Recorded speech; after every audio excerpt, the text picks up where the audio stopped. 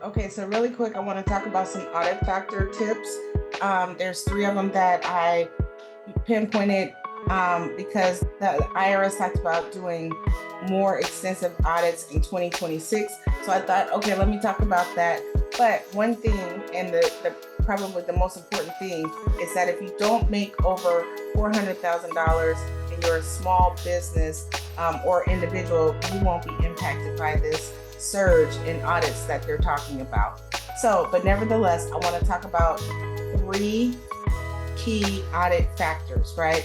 What they're looking for and what you should be aware of. It's pretty much exactly what I've been talking about in terms of, counting your own bag, ensuring that you have financial accuracy in your statements of your business, and a couple of different other key factors. But definitely, as someone that has gone through a variety of audits at organizations, I've managed them, been the prime point of contact when it comes to audits, that these key elements stand out as far as the top 3 elements of an audit. Small business audit factors: have knowledge, have money. Count Your Own Bag is my YouTube channel. Subscribe to my channel, like my videos, tell me what you want in the comments, and I will do more.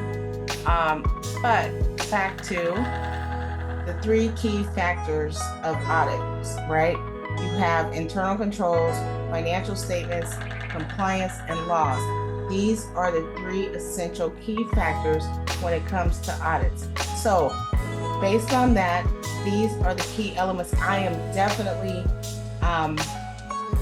going to promote, right? In terms of when there's internal controls, it's primarily that segregation of duties.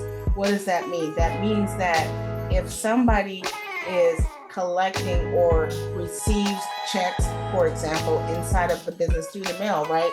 Business might receive a check. They should not be the one reporting that information in the financial system. There should be a check and balance.